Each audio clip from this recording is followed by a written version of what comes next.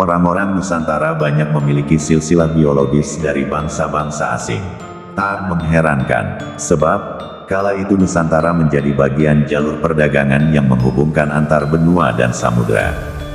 Banyak saudagar dan penjelajah yang singgah sejenak untuk sekedar berdagang atau hanya transisi. Namun banyak juga yang lama hingga menetap menjadi bagian masyarakat Nusantara. Mereka biasanya menikah dengan penduduk setempat dengan berbagai tujuan. Salah satunya untuk lebih mudah menyebarkan agama yang dianutnya. Itulah kenapa di Nusantara banyak ditemukan ragam agama dan kepercayaan-kepercayaan, baik menjadi mayoritas maupun minoritas.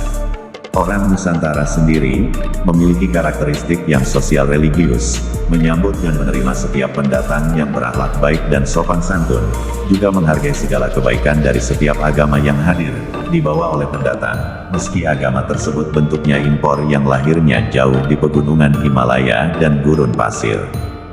Salah satu dari mereka adalah orang-orang Arab Quraisy keturunan Nabi Muhammad SAW, atau sering juga disebut dengan Sayyid, Syarif, dan Habib Alawiyin, yang datang ke Indonesia, menetap, menikah dengan penduduk lokal, yang kemudian menurunkan biologis para Wali Songo. Wali Songo memiliki dua terah biologis sekaligus. Dari jalur bapak tersambung hingga Imam Hasan dan Imam Hussein, cucu Rasulullah SAW, berdarah Arab Quraisy. Sedangkan dari jalur ibu tersambung ke Raja-Raja Nusantara, berdarah Jawa, Sunda, Melayu, Campa dan lain-lain. Bahkan ada juga yang bercampur bangsa di luar Nusantara, seperti Persia, India dan China. Di kemudian hari, para keturunan Alawiyin yang menetap di Nusantara diberi gelar Gusti, Kanjeng, Susuhunan, Sunan, dan Raden. Juga mengubah beberapa nama mereka menjadi nama-nama penduduk lokal. Hal itu bertujuan agar mereka dapat berselaras dengan sosial budaya setempat, dan diterima dalam dakwahnya. Seperti Sunan Gunung Jati, Sunan Ampel, Sunan Giri, Sunan Kalijaga, Del. Sunan Gunung Jati atau Syarif Hidayatullah, merupakan cucu Raja Pajajaran, dari ibunya yang bernama Nyai Mas Rara Santang bin Prabu Siliwangi, atau Pangeran Pemanah Rasa, Raja Sunda Pajajaran. Setelah menikah di Arab dengan Sayyid Hud, seorang Alawiyin, Nyai Mas Rara Santang berganti nama menjadi Syarifah Hunain, dan melahirkan Sunan Gunung Jati. Ibu Nyai Mas Rara Santang sendiri berdarah Arab yakni Nyai Subang Larang putri Syekh Kuno Karawang, yang dinikahi Prabu Siliwangi setelah memenangkan sayembara. Karena Sunan Gunung Jati masih cucu Raja Sunda, ia diperbolehkan menjadi aku penguasa Cirebon, yang kemudian hari mendirikan Istana Pakumwati dan mendeklarasikan diri menjadi Raja Islam Cirebon. Sunan Ampel atau Raden Ali Rahmatullah, merupakan putra seorang Alawiyin, Said Ibrahim Samarkan, yang datang ke Campa untuk berdakwah ke istana, hingga mempersunting putri raja.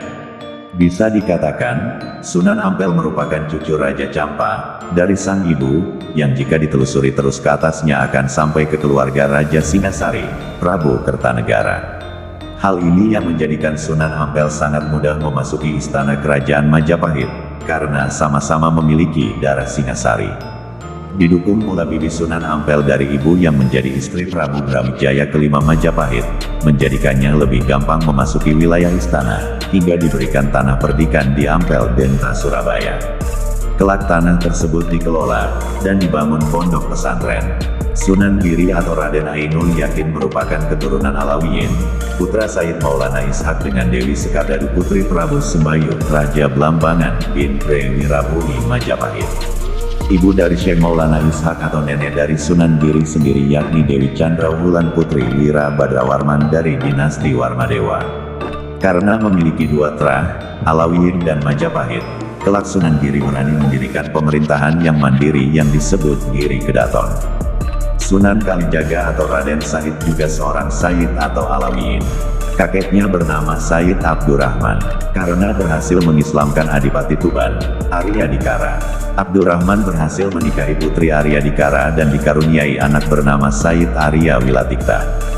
Dari Arya Wilatikta inilah lahir Sunan Kalijaga. Tatkala Arya Dikara wafat, Sayyid Abdurrahman menggantikannya sebagai Bupati Tuban, kemudian mengganti namanya menjadi Arya Teja.